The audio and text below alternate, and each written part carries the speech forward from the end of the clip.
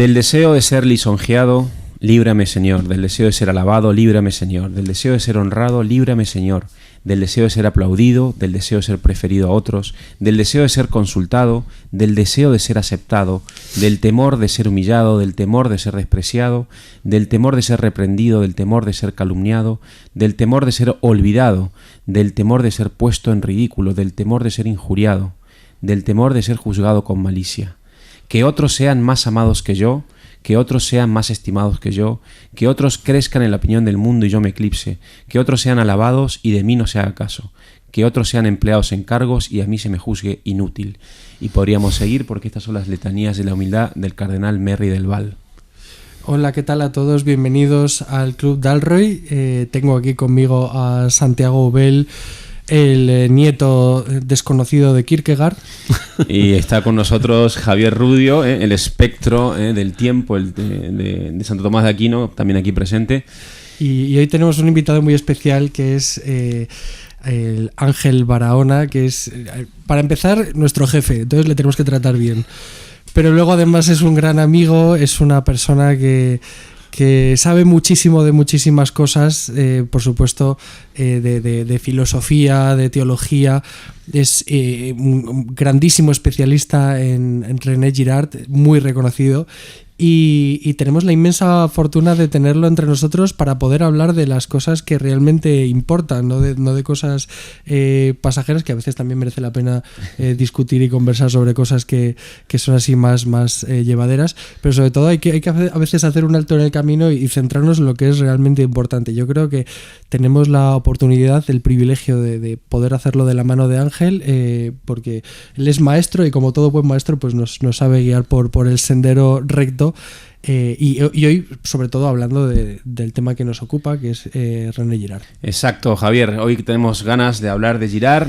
A los dos, a Javier y a mí, nos ha pasado que lo hemos conocido Girard gracias a Ángel, fundamentalmente.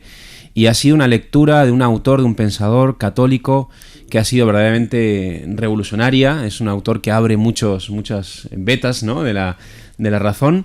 Y nos ayuda a entender muchas cosas, entre otras, nos ayuda también a entender el mecanismo del deseo. Y por eso empezábamos con estas letanías de la humildad que pueden resultar escandalosas para quien está fuera, tal vez, de la cercanía de Cristo, de la Iglesia, y le parece que desear todo lo que aparece en esas letanías, ¿no?, que ser el último, ser despreciado por todos y tal, pues puede resultar escandaloso, ¿no? Entonces, pues por eso hemos invitado hoy a Ángel. Y lo primero tal vez sería, ya hemos presentado un poco a Ángel, pues que nos cuentes brevemente un poquito la vida de Girard, la biografía de Girard, y también por qué crees tú que es un pensador muy relevante para la Iglesia de hoy. Muy bien. Bueno, lo primero sería hacer una salvedad, ¿no? Llamarle pensador católico es la consecuencia de su ciencia, no que lo fuera y luego ha hecho ciencia. Eso es muy importante porque uno puede pensar que toda su obra está contaminada por la fe. Y no, la fe es a donde él llega, a partir del ateísmo, que eso es vital entenderlo, ¿no? Para no prejuiciarlo y apartarlo del mundo académico simplemente porque es un hombre que es confesional. No, él llega al catolicismo ya bien adulto, a través de sus investigaciones. Esa es la primera. La segunda es que en su búsqueda simplemente de la verdad, porque en el fondo es buscar la verdad sin prejuicios lo que él hace, se va encontrando como cuando en su primer trabajo en la Universidad Johns Hopkins, después de emigrar a los Estados Unidos, porque él es de origen francés, su padre era el director del Museo de Aviñón, un ateo ilustrado del siglo XX, a lo que se dedica en Estados Unidos es a trasladar la cultura francesa a los americanos hambrientos del paradigma francés, ¿no?, al que idolatraban. Y dando literatura, él va encontrándose como no es posible comprender la literatura occidental, en este caso, ¿no?, sin el background del judeocristianismo que hay detrás de Flaubert, de Dostoyevsky, de Proust, de Cervantes, de Shakespeare, etcétera, ¿no? Pero poco a poco, cuando se va adentrando en el drama novelístico, se va dando cuenta de que siempre sucede lo mismo en el drama novelístico. Personajes que tienen un deseo de realización, de felicidad, de conquista, ¿no?, de agarrar a la felicidad, ¿no?, y poseerla, y frustrados por los obstáculos que aparecen en las relaciones amorosas. En un principio podría pensarse, bueno, se trata de una especie de ritual dramático sexual o erótico o lo que sea, lo que sucede en Shakespeare, o de un ritual revolucionario que está buscando ir contra la cultura, como sería a lo mejor Proust de forma suave, o Dostoyevsky en el mundo del zar, de la opresión, de la aristocracia zarista, etcétera. Podía ser, ¿no?, que pudiera pensarse que la novela se podría reducir a esa crítica. Pero él se va dando cuenta de que lo que hay detrás es una búsqueda de quién es el ser humano, de cómo piensa, de cómo vive, de cuáles son las fuentes de la felicidad y cuáles son los obstáculos para ello, ¿no? Y entonces ahí es donde él, cuando empieza a darse cuenta de que la crítica literaria, que es a lo que él se dedica, o es marxista, siguiendo un poco la sociología de la novela de Glusman, o es esteticista, siguiendo a Harold Bloom, encuentra un camino intermedio. Y es que el que escribe, como solo derrama tinta y no sangre, bucea hasta lo profundo del alma humana sin ningún riesgo. Y entonces los personajes que aparecen ahí, ¿no?, poco a poco, él va dándose cuenta de que o se confrontan con el cristianismo, queriendo superarlo o dejarlo atrás, o buscan entrar hasta el fondo en lo que implica la posición cristiana, o en los caminos intermedios de buscar la vida mediante la canalización de su deseo de ser feliz, derivan en alternativas que no tienen nada que ver con esto.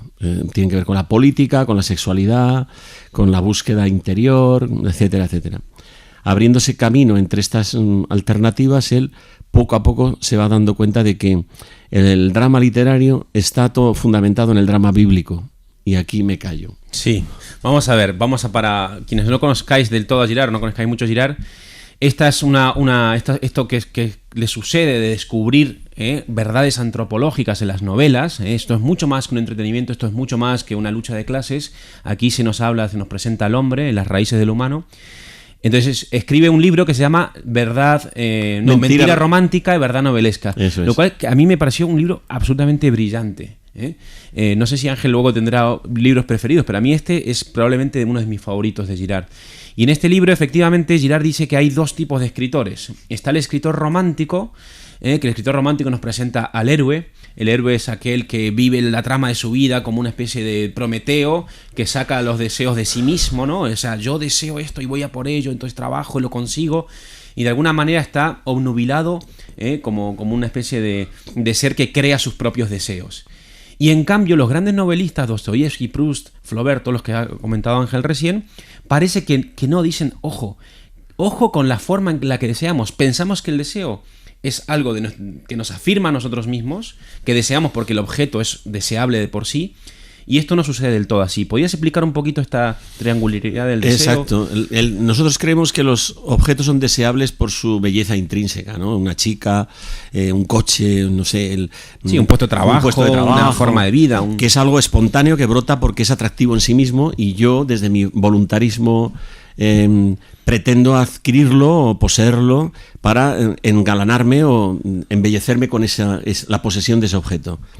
Y eso pensamos que es directo, espontáneo, el sujeto a objeto es una línea directa. Deseo el objeto porque yo lo quiero. Girard dice, no, desde el minuto 1 el deseo es mimético. O sea que siempre va referido a una triangularidad en donde el vértice es el mediador. Yo deseo lo que me ha enseñado mi padre a desear, con sus palabras, con sus actitudes, con sus gestos, con sus miradas. Mi cerebro esponjoso, cuando he sido niño, ha captado aquello que los adultos me muestran como deseable. Y eso genera la cultura. Entonces, la cultura es la confluencia de los deseos de otros que configuran mi personalidad. Entonces, y aquí intervienen todos, hermanos, madre, primos, tíos, maestros, todo lo que hay a mi alrededor, lo que yo veo, lo que yo oigo, la televisión, no sé, todos los elementos de influencia de la cultura caen sobre mí, pesan como mediadores y se convierten en modelos. ¿Cuál es el problema del drama novelístico? Cuando se dan cuenta, en un Shakespeare de la vida o un Dostoyevsky de la vida, que en esa relación triangular el objeto pasa a un lugar secundario, que en sí mismo no es el valor que yo buscaba, sino desear según el otro, ser como el otro, ir al atajo de que el otro, cuando él posee el objeto que yo miro, me está mostrando que el éxito consiste en ser como él. Ujú.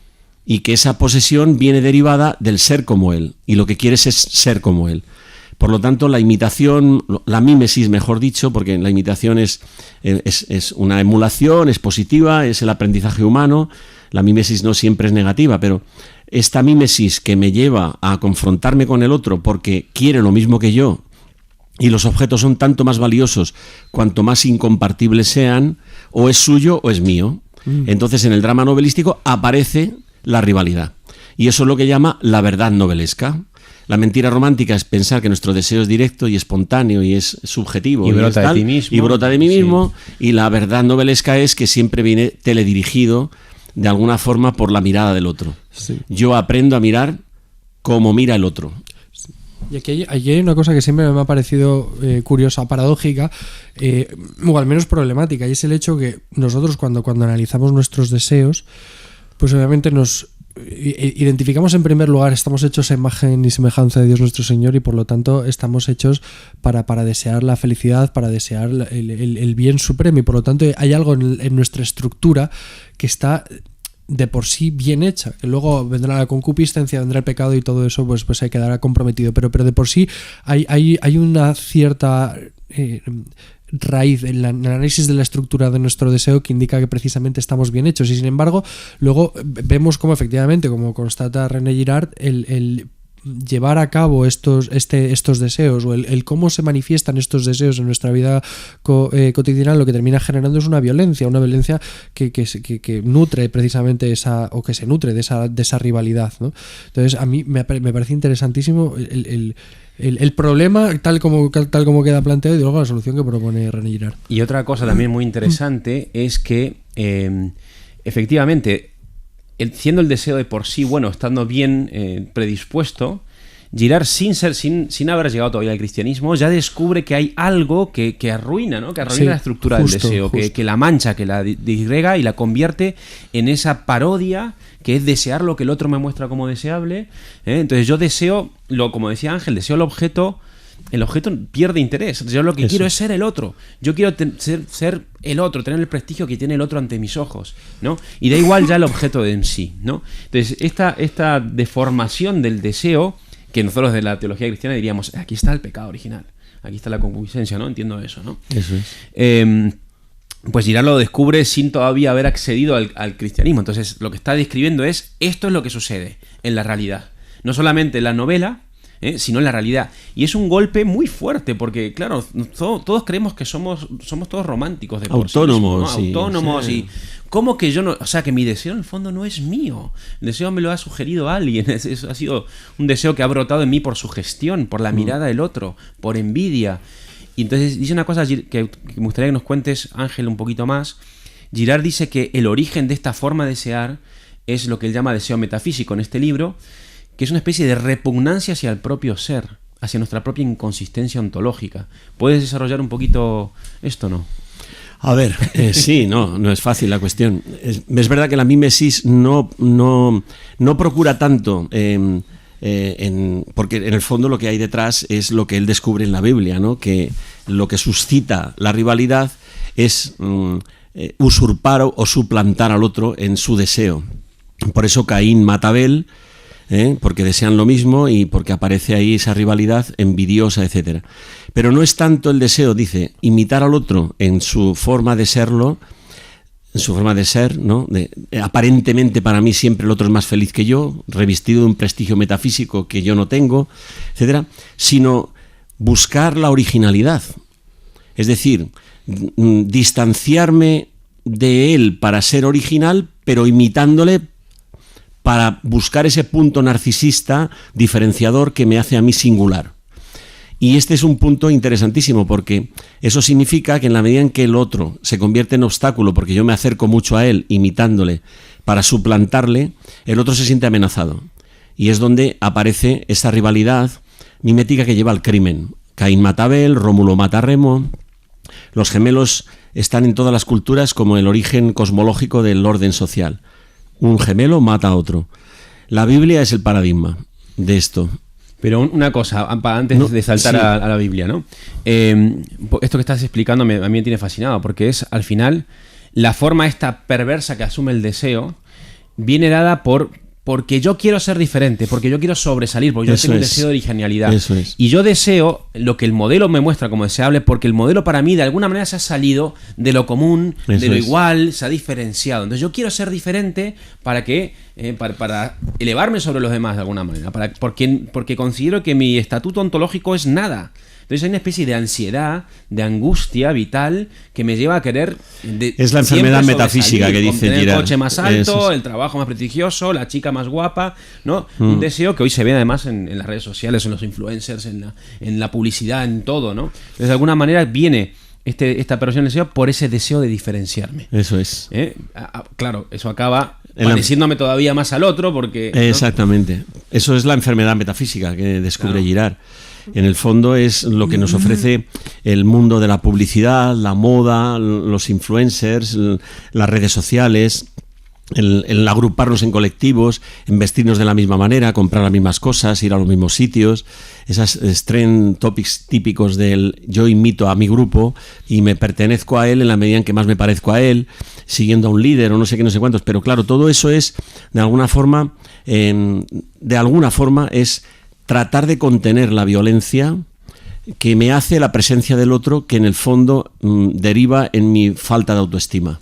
Claro. Porque yo siempre creo que el otro, aunque no lo confiese y no lo verbalice, tiene más suerte que yo, es más prestigioso que yo, ha tenido más éxito que yo, es más guapo que yo. Sí. Y eso en los adolescentes es una cosa espectacular. Sí. Entonces, eso redunda en una crisis existencial, angustiosa, que tratas de sobrepujar. Para ser validado, para que otros te den like, para que otros te sostengan, porque no te lo crees, no te crees que tengas que existir. Eso es. Que ese es el pecado. Para mí esa es la desesperación. Eso es. Que Dios te ha hecho totalmente suyo y tú, el demonio te ha convencido de que tú eres la nada. ¿Y cómo se sale de aquí? ¿Cómo podemos...? Esa es lo que llama la conversión literaria, Girard, ¿no?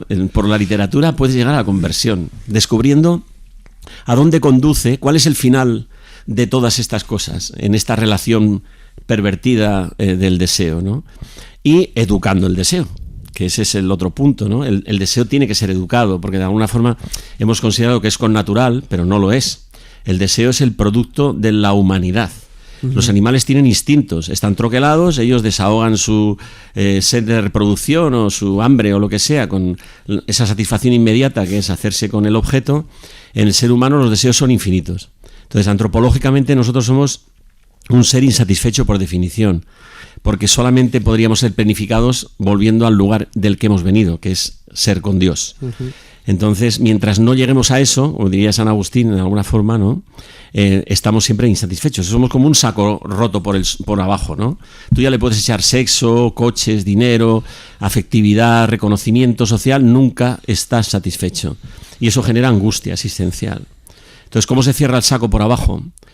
Imitando a aquel que no es rivalizante, imitando a aquel que te propone en positivo salir de ti, amar al otro, no replicarle o no suplantarle o no querer que... Y quererle. Y quererle, ¿no? Amarle como es. Pero eso tiene que ser educado, ese es el punto. Claro, aquí hay dos cosas que a mí me llaman mucho la atención porque también las constato con mucha frecuencia, no solamente en la literatura, sino a partir de la literatura, también en la estructura del ser humano, y es el deseo de volver a casa, o sea, que es en el fondo el hijo pródigo. Claro, sí, y también como lo cuenta Chesterton al principio en el prólogo, creo, del Hombre Eterno, que dice que es eso, que en el fondo la vida es un viaje de vuelta a nuestra casa, que la casa para nosotros es la patria definitiva con Dios nuestro Señor en el paraíso, con quien tenemos que volver, pero que en el fondo incluso en muchas de las principales obras de literatura existe la Odisea. Pienso en la Odisea, pienso en El Señor de los Anillos y pienso también en Tolstoy, ¿no? Que a mí me hace mucha gracia cómo termina Guerra y Paz constatando, pues resulta que la felicidad era esto, era estar en casa con mis hijos y mi mujer y tener y ver a mis hijos jugando en el jardín. Si es que en el fondo es tan fácil a veces como eso, pero eso supone la otra cosa que tú has dicho, ¿no? El modelo de Cristo, sobre todo la dimensión kenótica del amor, del abandonarse completamente, del comprender que para realmente ser feliz tienes que poner el deseo de darte a los demás y por lo tanto los deseos del otro por encima de los tuyos, ¿no? En el misterio de la kenosis cristiana, que está tan claramente ejemplificada de una forma, yo creo que sublime y culminante en la muerte de nuestro Señor Jesucristo en la cruz, ¿no? que vamos a vivir próximamente. Y entiendo que René Girard también llega un poco a esa conclusión, que en el fondo es Cristo el único que de una forma definitiva y clara puede romper con ese ciclo de violencia mimética. Sí, hay un pasaje que comenta Girard, que es una preciosidad. Se lo inspira en 2 obras de Shakespeare, en Los Hidalgos de Verona y Noche de Epifanía, donde él dice, ¿qué está pasando aquí, no? Que 2 amigos muy amigos, 2 amigas muy amigas, y se monta un triángulo donde uno convence al otro de que la mujer ideal es la que él tiene, le calienta tanto el oído que él se lo cree, entonces se obsesiona con ella y quiere poseerla, ¿no? O sea, suplantar al amigo en el amor de Helena. Y cuando llega el momento en el cual se confrontan en el duelo, porque él trata de violar, ¿no? Y juega homofónicamente muy bien, porque se llama viola, Helena, juegan con ese, Shakespeare juega con eso. En un momento determinado el amigo dice, ¿cómo? ¿Que lo que tengo que hacer es matarte en este duelo? Renuncio al objeto del deseo. No pensemos en términos del siglo XXI, machismo y todo eso. No, renuncio al objeto del deseo porque prefiero la reconciliación, seguir siendo tu amigo. Entonces Girard va y dice, ¿a qué me suena esto? Y hay un pasaje del Libro de los Reyes donde 2 prostitutas, entonces el relato es súper mimético, porque hasta en la forma de contarlo el agiógrafo está diciendo 2 prostitutas que viven en la misma casa juntas, duermen en la misma cama, tienen el hijo al mismo tiempo, los niños se parecen, y una de las noches una de ellas con sus ubres abundantes asfixia al niño. Y entonces se da cuenta de que ha matado a su hijo y le pega el cambiazo a la otra. Y cuando la otra se despierta, dice, este no es mi hijo, el muerto es el vivo. La otra dice, no, el vivo es el mío, el muerto es el tuyo. Como no hay forma de dirimir en ese conflicto, van a Salomón. Y entonces Salomón desarrolla la primera intuición de cuál es el mensaje de Cristo. Porque dice, vale, como no hay forma de arreglar los conflictos humanos, como no hay forma de... Sí, nosotros hemos encontrado las fronteras, las separaciones, la rivalidad, la hemos establecido políticamente separando. El divorcio, la separación, las fronteras, las guerras civiles y las soluciones siempre de este tipo, ¿no? Bueno, pues vamos a hacer lo mismo. Llama a un soldado y dice, parte al niño por la mitad. Y entonces sucede aquello que encuentra él, que está refiriéndose a Cristo. Porque la madre auténtica del niño que está vivo renuncia a ser la madre del niño vivo y prefiere que se lo entreguen a la otra antes de que el niño muera. O sea, muere ella, cercena su corazón para que el niño viva, aun cuando sea entregándosela a la otra. Ese es el sacrificio. Eso es Cristo. Eso es la solución. Aprender a descubrir que eso es la solución. De que tú mueras a ti mismo, a tu propio ego, a tus propios deseos, para que el otro sea feliz. Ese es el amor cristiano y es el paradigma de la caridad, ¿no? Entonces, claro, Girard de repente dice, aquí hay más sabiduría de la que aparenta el relato. Yo no sé si esto es biográficamente así, no sé cómo se da el proceso de Girard de esa revelación que le llega del cristianismo, pero al menos en la cronología de sus obras sí que hay como, parece como un itinerario que va de la novela, de la literatura, pasa a la antropología, a la etnología, a la mitología, y estudiando los mitos del pasado, Edipo y todo esto que nos puedes contar tú, descubre que lo sagrado, que es una especie de obsesión por el orden, tiene que ver con estas crisis que desata el deseo humano en esta dinámica. Entonces, no sé si nos puedes contar un poquito brevemente la exposición de lo que sería el chivo expiatorio y estas teorías de Girard, bueno, y luego saltamos ya al cristianismo, que es el punto final a donde él llega, ¿no? La primera contradicción es decir que se puede decir brevemente. Pero bueno, vamos a intentarlo. O sea, lo que Girard descubre en la etnología es cómo las rivalidades entre tribus, etnias, grupos humanos se traslada también a los elementos que nos cuenta la historia, ¿no?, de la humanidad. Naciones, etnias, razas, sexos, ¿no? Ahora mismo es la rivalidad permanente el hombre y la mujer, ¿no? El negro y el blanco, la izquierda y la derecha. Esa rivalidad amenaza siempre con autodestruirnos, el bellum omnia omnes, ¿no?, de Hobbes. Siempre está ahí la amenaza de la guerra civil o de la mutua destrucción, ¿no? ¿Cómo se ha resuelto eso a lo largo de la historia? pues hay los ritos que celebran esto, se ve expresamente como esos enfrentamientos tribales, étnicos, etcétera, encuentran una solución espontánea y además la hallan de forma inconsciente, y es que unirse todos contra uno soluciona el problema, ¿no? Ya Suárez lo decía, ¿no?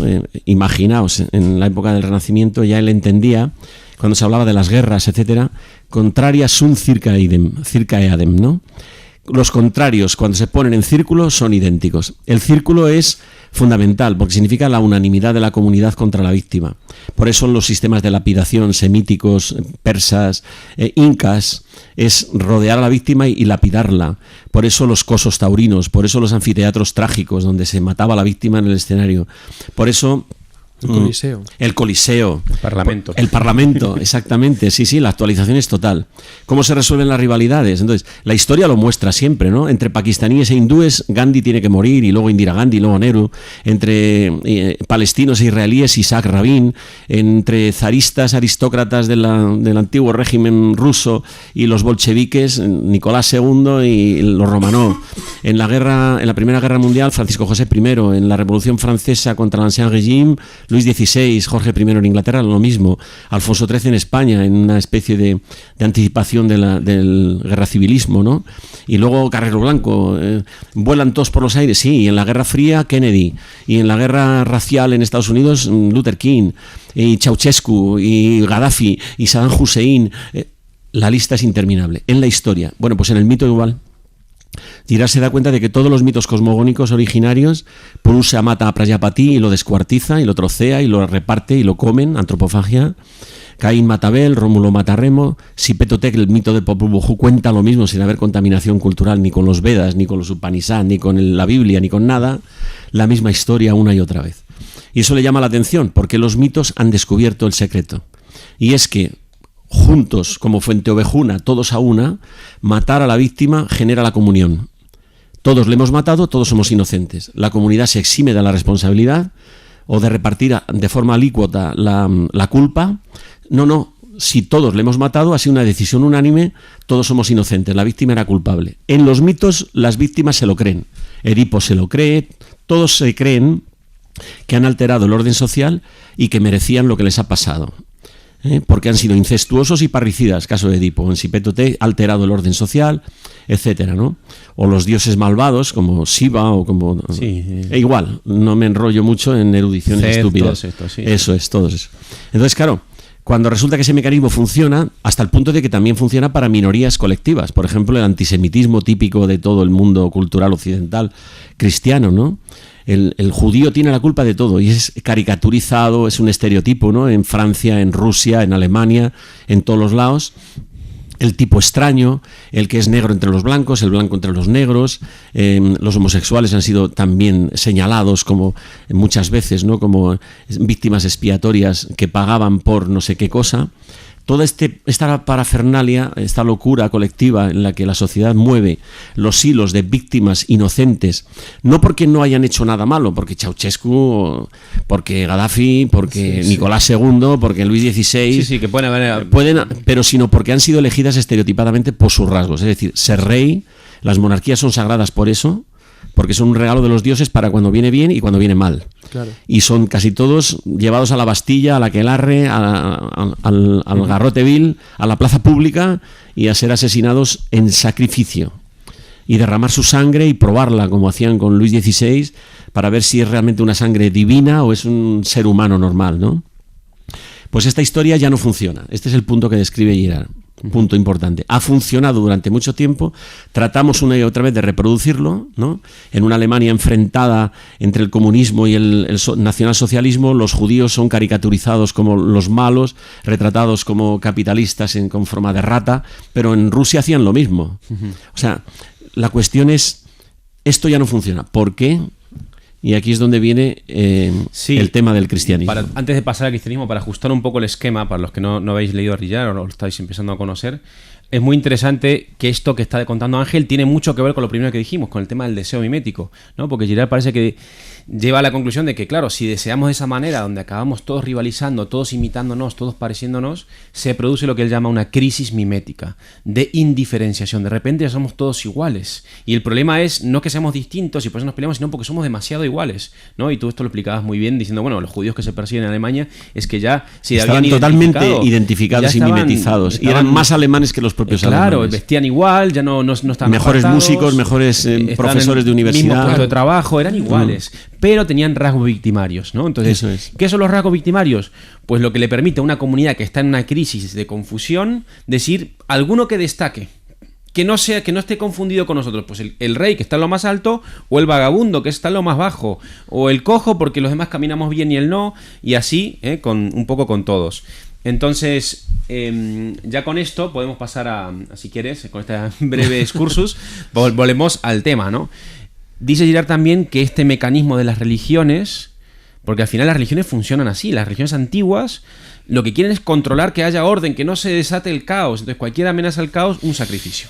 Matan en la primera edad de la humanidad a hombres, a semejantes, al que le echan la culpa, y eso luego lo sustituyen con animales, pero siempre es un sacrificio para que los dioses contengan el orden, contengan lo sagrado y no entre el caos aquí, no entre el desorden, la crisis mimética y todo esto, que en el fondo es envidias y rivalidades y nace del corazón humano. Pero dice Girard también que esa forma de proceder, ese mecanismo, genera más violencia en el futuro, ¿no? Y yo esto lo veía, por ejemplo, y aquí no sé si me van a lapidar, pero bueno, como no nos escucha nadie... No llevamos piedras. Nada. Pero lo veía en Argentina, estuve viviendo en Argentina con mi familia en el momento en que sale el aborto. Que el aborto, de vuelta lo sacan como ley, y ahí parece que todo el feminismo se unifica en señalar como un mal el niño no nacido, ¿no? El niño que me va a impedir crecer, el niño que me va a impedir realizarme, el niño que me esclaviza, que es mi cuerpo, que no sé cuánto, que va contra mí, entonces lo sacrificamos. Lo que ha pasado es que ese feminismo que parecía unánime, hoy en día se están matando, porque ya se han dividido también ellos. Bueno, como pasa aquí en España, ¿no? Claro, Lo que va a pasar hoy. Entonces, de alguna manera está siendo más violento todavía. Entonces, es una unidad falsa la que se crea, es una comunión falsa la que se crea por la violencia. Eso es. ¿No? Y entonces Girard pasa de estudiar todo esto, pasa a la Biblia, y entonces ahí que nos puedes contar qué descubre. Sí, bueno, hay una cosa importante señalar antes de dar el salto, ¿no? Y es que esa indiferenciación mimética que nos aúna, nos hace unánimes, sucede que cuando desaparece el enemigo común, la víctima que nos unía y que nos congregaba contra él, al que consideramos culpable del desorden, pues se hace una multiplicación de las pequeñas diferencias, lo que llama Freud el narcisismo de las pequeñas diferencias. Pero lo único que hace es reproducir el mismo esquema a un nivel más minoritario, más pequeño, no de grandes masas, de grandes tal, sino de pequeños grupos que estirpan su violencia interior contra un pobre inocente que está al margen, ¿no? En los institutos, en el bullying, en todo esto, en el feminismo, en lo que está pasando, ¿no? Y esto es muy interesante porque lo que yo he dicho de Suárez es la réplica, de alguna forma, a lo que dijo Caifás. Y este es otro de los grandes puntos de iluminación de Girard. Porque, ¿qué dice Caifás? En esta Pascua en la que judíos y romanos están enfrentados, revolucionarios celotas contra colonizadores romanos, amenaza con una guerra civil intestina que acabe con todo, es bueno que en esta Pascua uno muera por todos. Esta idea es la que hay en la literatura de Lope de Vega, en lo que hay en esto que estamos relatando en la etnología, cómo funcionan los grupos humanos, haciendo una catarsis trágica sobre esa víctima, ese desahogo, ¿no?, de la violencia interna que nos consume contra un pobre idiota que pasaba por allí. Es lo que cuenta en los mitos africanos en la rama dorada, los reyes ocisos, estos reyes especiales que son sacrificados cuando tal. Jesucristo parece que es eso. Este es el punto, ¿no? Entonces, por todos los lados se ve en la pasión, en el relato de la pasión, que a Jesucristo se le juzga por rasgos estereotipados. Se le juzga porque ha traído el desorden. El Domingo de Ramos ha creado el desorden. ¿Será el Mesías? Entonces, ¿será el Mesías como nosotros lo entendemos? Aquel que va a resarcirnos de la opresión colonial romana. Y todos tienen miedo. Tanto que se confirme una cosa como que no, la cuestión es que todos tienen miedo y se sienten alterados en el orden. Hay que buscar una solución. Bueno, pues la solución de lo que cuenta la Pasión es como una especie de relato etnológico, de lo que cuenta Girard, de cuál es el esquema estructural del mito, que cuenta aquello que pasó en el momento de la historia en que sucedió el crimen original, el Caín mata a Abel, el tal, y que nos trajo cierto orden, porque Caín mata a Abel y funda Nots, Rómulo mata a Remo y funda Alba. El orden social está configurado como la ciudad neolítica, ¿no? La primera, orden social, jerarquía, degree, ¿no? Como dicen los antropólogos. ¿Qué va a traer la muerte de este individuo? Cierto orden social. Esta Pascua tendremos paz. Buscamos el objetivo de la paz por un momento. ¿Por qué? Porque estos ritos son cíclicos. La sociedad necesita una y otra vez una continua generación de víctimas expiatorias para descargar la violencia que se acumula como se acumulan los voltios, ¿no? Y necesita un fusible. El fusible o el pararrayo social que disipa la fuerza del relámpago en la tierra es la sangre de las víctimas inocentes. Y Cristo es esa víctima inocente, pero no es como en el mito. El mito, la víctima sabe que es culpable del desorden.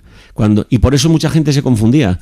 Cuando empiezan a analizar en los antropólogos del siglo XIX y XX, de Morgan, Mauss, Durkheim, Evans Pritchard, Fraser, y dicen, la pasión, ahora acabamos de comprenderlo, esto es el mito de Dionisos, el mito del Ritsuashi, si es lo mismo, el de Osiris, el de Apis, el de Walder, todo, es lo mismo. No. En los mitos la víctima reconoce su culpabilidad, se reconoce como necesaria su victimación sacrificial porque va a concitar la violencia de todos contra él y la disipará como el pararrayos y todo volverá a su orden, a lo profano, como diría Eliade, ¿no? No, las víctimas bíblicas todas defienden su inocencia de cabo a rabo. Abel es inocente, Isaac es inocente, José es inocente, Job es inocente, los profetas son inocentes, lo único que dicen es la verdad que no quieren oír nadie. Juan Bautista es inocente, pero dice la verdad y no la quiere oír nadie. Y Jesucristo, el paradigma absoluto de todas estas víctimas anteriores a él en la Biblia, que defienden su inocencia y se desafectan de la creencia de la comunidad en la culpabilidad de esa víctima. ¿Y qué hace Cristo? El Evangelio denuncia la perversión de la comunidad. El pasaje, por ejemplo, del endemoniado de Gerasa es fundamental, el que cuenta Jan Starobinsky y Girard retoma en el Chivo Expiatorio. Este loco está atado a los sepulcros, está golpeando todo el rato contra las piedras de los sepulcros. Dice el evangelista, de vez en cuando se desataba, vagaba por los campos, hacía desastres, entonces los pueblos limítrofes a los gerasenos se ponían todos de acuerdo en la caza de este monstruo, que al liberarse de las cadenas generaba el desorden, violaba, robaba, etcétera, ¿no? Lo traían otra vez, lo volvían a atar, y como él sabía que las víctimas lo que tienen que hacer es morir lapidadas, se autogolpeaba con los sepulcros, autolapidándose, queriéndose suicidar, porque consumar, por favor, ya estoy harto de que me uséis como víctima de recambio, en una ciclotimia de expiación de todas las cosas que han sucedido durante todo el año en la comunidad, que han violentado, etcétera, que podían llevarnos a una rierta gitana interminable, a navajazos y culpar a de la violación de mi hija y del robo de la vaca y del... No, este habrá sido, cuando se ha soltado, como está zumbado, habrá alterado el orden social, habrá hecho esto que nosotros prohibimos, es el culpable de todo. Volvamos a atarlo y lo tenemos ahí como víctima de recambio. Cuando llega Jesucristo y le cura, y este relato bíblico es tan alucinante que lo comenta Bertrand Russell, Dostoyevsky en Los endemoniados le dedica 30 páginas, sí. Es un pasaje espectacular, ¿no? Y todo el mundo lo comenta, hasta Marvin Harris, el materialista cultural en Vacas, Cerdos y Brujas, le dedica unas cuantas páginas a este pasaje. Pero todos están pensando en que lo que Cristo ha hecho ha sido acabar con la economía de subsistencia, porque los demonios entran en los cerdos y se matan todos precipitándose por el abismo, ¿no? No. Jesucristo lo que ha hecho es acabar con el ciclo sacrificial de la víctima expiatoria inocente, que es este loco, y les ha dejado sin recursos sacrificiales. Ahora tendrán que mirarse a su propia culpabilidad, reconocer que la comunidad es perversa, que la comunidad busca a estas víctimas para eximirse a sí misma de la culpa. Y por lo tanto, el nacionalsocialista, cuando un Eichmann cree que lo que está haciendo es correcto, es porque está siguiendo la crítica a la razón práctica kantiana, es el deber. Esta es una bestia, el judío es una bestia, hay que extirparlo. Y se lo cree y está convencido de ello. El cristianismo lo que dice es, mírate a ti mismo, porque has perdido el discernimiento. tú eres el que no sabes que eres malvado, culpable, perverso y que estás descargando contra un pobre inocente. Esto en el Evangelio es un hecho palpable. Si fuera un relato casual o aleatorio que aparece allí en el Evangelio, pero es que es lo mismo que el adúltera, ¿no? Jesucristo, dice Girard, maneja perfectamente la economía mimética, porque llegan, ponen a la adúltera en el coso para apedrearla y matarla lapidada. La lapidación es muy importante, girardianamente hablando, porque nunca se sabe quién es el que la mata. Es toda la comunidad. La piedra última que la mató, sí, a lo mejor dobla el cuello, pero ahora está viva, ¿no? Otra pedrada más, todos hemos colaborado, todos somos inocentes, ¿no? Bueno, pues llegan allí y Jesucristo hace dos cosas, las enfatiza por si se nos escapa que Él es consciente de lo que está pasando. Y es, el que esté libre de pecado, o sea, singulariza a la masa. Como decía Gustave Le Bon, Tarde, masa, el propio Freud y Elías Canetti, hasta Ortega y Gasset, las masas son un sonambulismo colectivo. Sí. Iban todos, sonambulismo colectivo, es que no me voy a acordar de lo que he hecho. He desarrollado un programa social, ¿no? De extirpar, de echar fuera lo que contamina, la peste, el apestado, ¿no? Edipo es el apestado, ¿no? La adúltera es la apestada que ha violado las reglas sociales, el adulterio y tal, ¿no? Bueno, pues el que esté libre de pecado, primera cosa, singularización. Dice una cosa muy curiosa Pfeffer, que es ¿por qué escribe en el suelo, en la arena, y borra? Escribe y borra. Y dice el evangelista que garabateaba en la arena. Algunos exégetas dicen que lo que hacía era como hacía Goya cuando le dedicaba los cuadros a la duquesa de Alba, que firmaba al revés para que ella desde el cuadro viera quién es el que firmaba. No para que el espectador viera la firma de Goya, sino el retratado, ¿no? Entonces, dice que escribía el pecado de cada uno de los que estaban allí. Y por si se nos escapa que el que esté libre de pecado es una singularidad, ¿no? Una singularización de la masa sonámbula colectiva, enfatiza que le tire la primera piedra. La primera piedra es el gesto mimético por excelencia. Como vas a los toros y levantas el pañuelo blanco, vas al fútbol y le tiras una cabeza de cerdo al campo, o aplaudes equívocamente en un concierto o en una obra de teatro y arrastras miméticamente el cla, la masa se mimetiza y ¡pum!, prorrumpen en aplausos, ¿no? Sí. Eso es un arrastre mimético. Pues ¿sabéis qué hace? Otro énfasis. Y empezaron a marcharse empezando por el más anciano. ¿Qué imitaron? La primera piedra, si le hubieran tirado una sola piedra, la matan en el instante. Sí. Pero fijándose en el modelo, van imitando todos y se van yendo uno a uno. Y cuando no quedan, se van yendo uno a uno. Y cuando ya no queda ninguno, dice, ¿alguien te ha condenado? No, ¿verdad? Yo tampoco. Vete en paz y no peques más, ¿no? Esto es el éxtasis de la ciencia evangélica, que Girard reconoce, una antropología de la violencia científica. Según ibas hablando me acordaba claramente esa escena del final de Senderos de Gloria, cuando está toda la masa de militares que ponen a la mujer alemana a cantar, y cómo cuando empieza a cantar que ellos empiezan a darse cuenta de y Stanley Kubrick empieza a poner la cámara mirando a cada uno de los soldados, en vez de pasan de ser masa a través a ser individuos, sí, señor. Con y es que Dreyfus y todo ese ticlao es un tema de chivo expiatorio total. Yo creo que lo verdaderamente revolucionario es esta.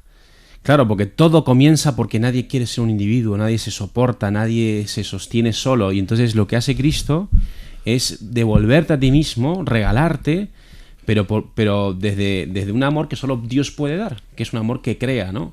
De alguna manera yo creo que es una buena manera también de ir terminando, porque ya vamos... Bueno, pero yo quería hacer una pregunta a Ángel, porque también es una cosa que siempre me ha causado una cierta perplejidad, porque vemos también a lo largo de la historia del pensamiento que ha habido distintas propuestas, precisamente a partir de la intuición de este fenómeno, de constatar la necesidad de autovaciarnos de nosotros mismos para no caer presa de estos deseos, para no caer presa de... Y tenemos así pues desde el estoicismo clásico de Crisipo hasta el budismo y demás. ¿Por qué esto no funciona? O sea, ¿en qué se queda corto este tipo de planteamientos en relación con la propuesta cristiana? Qué buenísima pregunta. Muy buena. Sí. Claro, porque en el fondo estás solo, te tienes a ti mismo como Dios, pero el hombre que se tiene a sí mismo como Dios está preso de su narcisismo, porque nosotros hemos sido hechos para amar, para salir de nosotros mismos, ir al encuentro del otro. El hombre se realiza en la comunión, porque Dios es amor y el paradigma de la Trinidad es comunional. Entonces, estos son narcisismos encerrados, engolfados en el propio ego. Es una meditación para mí mismo, es un cultivo de mi mente, de mi espíritu, de mi cuerpo, llámalo como quieras, mindfulness o lo que tú quieras, ¿no? Sí, sí. Pero estás prisionero de una especie de yo mime conmigo, en ese narcisismo alucinante en el que vivimos todos.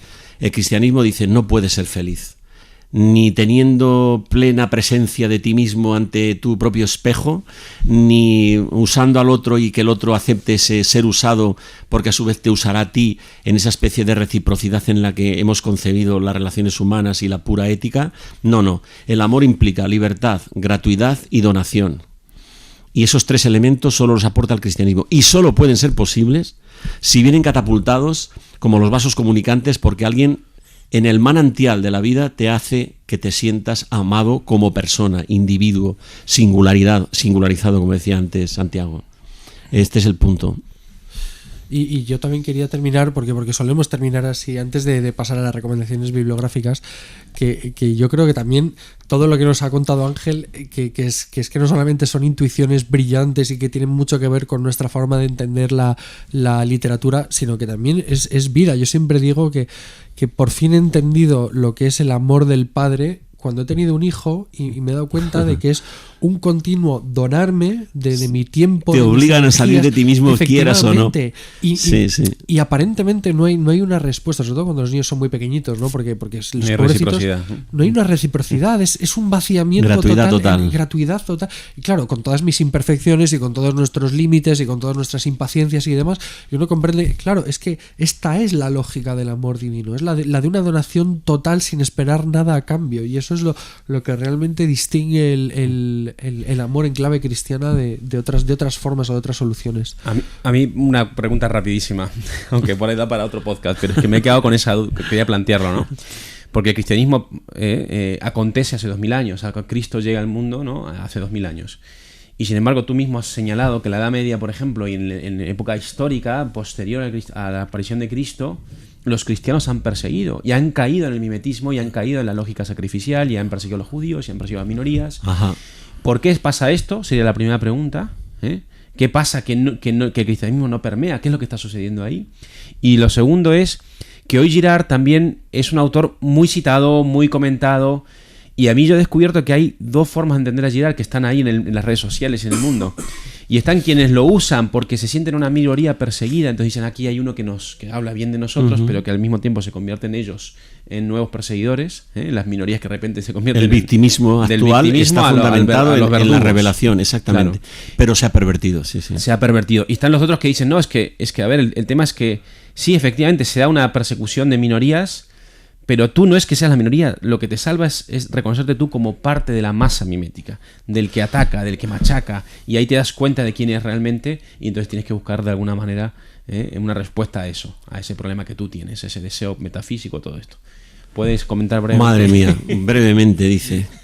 Bueno, empezando por el final, evidentemente lo que sucede en la Iglesia como cuerpo de Cristo es que la comunidad humana tiene que aprender a vivir en la verdad. Es lo que dice San Pablo, usar la parresía, ¿no? Si te dices la verdad, no te puedes ocultar que tú formas parte de los perseguidores. Y eso significa que lo que llama Girard la méconnaissance, sí, pero no lo queremos reconocer. No, el cristianismo dice, reconócelo, eres un pecador y tú eres un asesino y dentro de ti está incoado un perseguidor. Y tienes que verte a ti como perseguidor, no como víctima, porque la víctima enseguida se empodera, esa palabra es muy típica del feminismo, se empodera para convertirse en verdugo. Tengo razones y derechos para pensar que tengo que vengarme porque he sido maltratado por la historia. En el cristianismo dice, no. Aquí todos hemos sido maltratados porque hemos sido engañados todos por la mentira fiscal del que nos acusa día y noche y nos dice, ¿no? Mira al otro que tiene la culpa, tú eres una pobre víctima inocente. No, reconócete verdugo. Y ahora entronco con la primera. El cristianismo histórico es sacrificial porque es pagano. A ver, me explico. O sea, no todo cristianismo es pagano.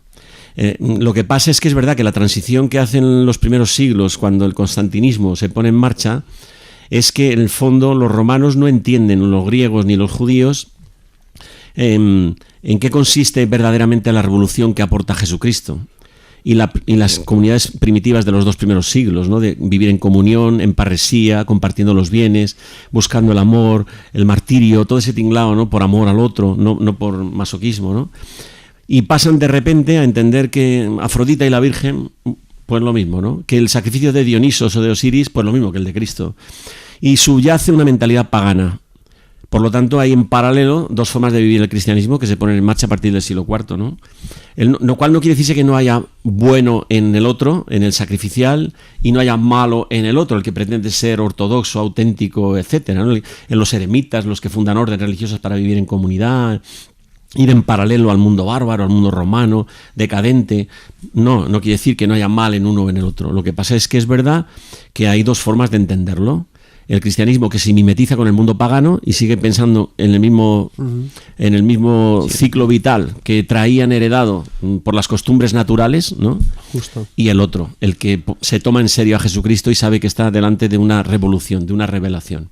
Entonces, entroncando las 2 preguntas, evidentemente nosotros estamos llamados a la autenticidad, a volver a poner a Cristo en el centro. Dice Girard una cosa muy importante en respecto a esto. Dice, atento, fíjate, que la revelación acaba de empezar con la globalización. Es decir, que lo que ha preparado el Espíritu Santo durante estos 2000 años es, de alguna forma, poner en marcha un mecanismo que ahora es un mecanismo perverso, que es el victimologismo o la victimología, ¿no? Y que eso tiene que ser superado. Porque habrá un momento en el que la historia nos va a poner contra la espada y la pared y nos vamos a tener que...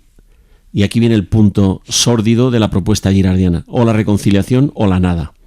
La guerra de Ucrania y la reedición del libro de Ashever Klosevich, completar a Klosevich o acabar Klosevich, cuya traducción vamos a sacar en la universidad el mes que viene, por enésima vez, ¿no? Porque está teniendo un caché enorme este libro de Girard, el último que escribió, que va sobre la guerra, sobre Klosevich y Napoleón. Estamos delante de una tesitura única en la historia. Porque la destrucción, la amenaza de destrucción, de guerra global, tiene tintes nucleares. Y eso es la destrucción mutua asegurada, ¿no? En este momento en el que el mundo global tiene una intercomunicación simultánea en el tiempo, existe la posibilidad de que la posición de los seres humanos es: ¿nos vamos a destruir o nos reconciliamos? No hay más opciones. Ese es el trato sórdido que propone el Apocalipsis. O los microapocalipsis del Evangelio. Es lo que propone Cristo. Todos los días tenemos la tesitura de poder obedecer y hacer de nosotros, tomar sobre nosotros el Espíritu de Cristo, el siervo de Yahvé, o elegir a Barrabás. Esa tesitura de Pilato, ese político posmoderno, es nuestro Biden, nuestro Macron, nuestro Sánchez, nuestro Putin, nuestro Zelensky, todos. Aquí no se distingue ninguno como bueno o malo. Son políticos posmodernos que te meten en la vorágine y luego se lavan las manos, porque han elegido todos a Barrabás, que es un celota, príncipe de la violencia, y la otra opción es el siervo de Yahvé. Y Pilato dice: ¿a quién queréis que suelte?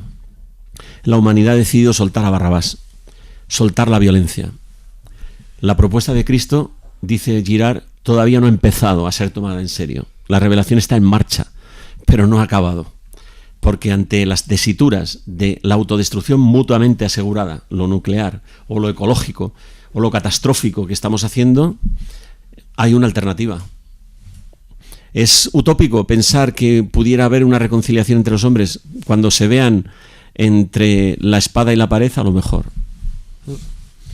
Bueno, es una buena manera de terminar, sí, dejando picando la pelota para más invitaciones que esperemos que Ángel acepte al Club Dalroy.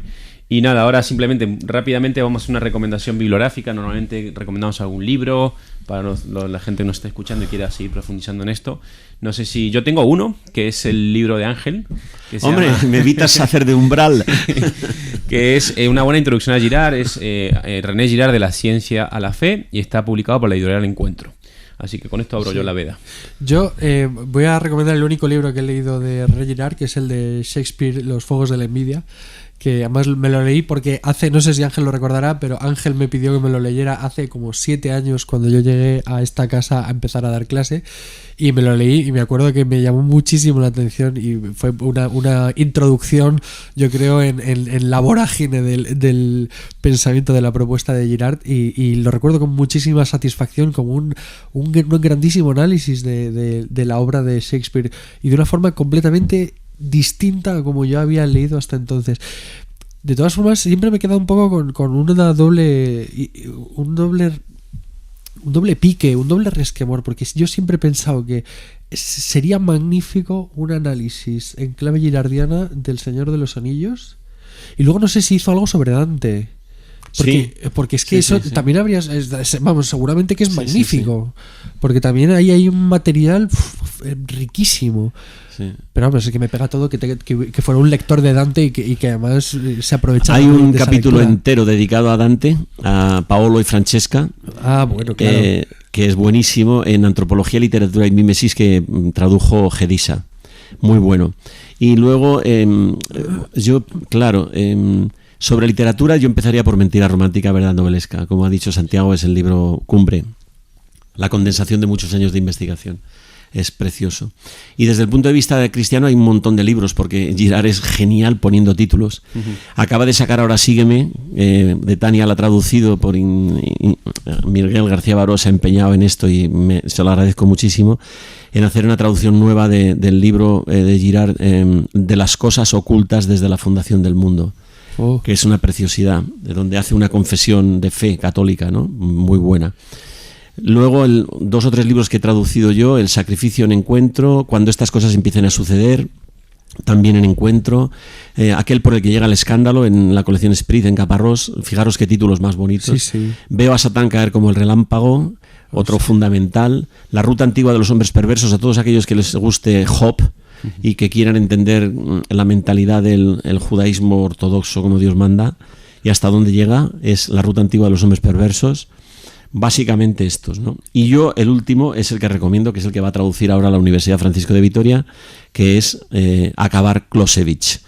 Si queréis saber algo de la guerra y lo que está pasando, es lo de siempre. Yo diría desde Napoleón, porque el libro habla de Napoleón y Clausewitz.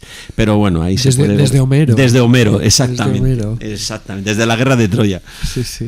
Pues muchísimas gracias, Ángel, por este rato, que yo lo he disfrutado con una barbaridad, y de verdad espero que volvamos a tener la oportunidad de hablar, porque tenemos muchos temas de los que hablar. Muy bien, gracias a todos. Hasta la próxima. Gracias a vosotros.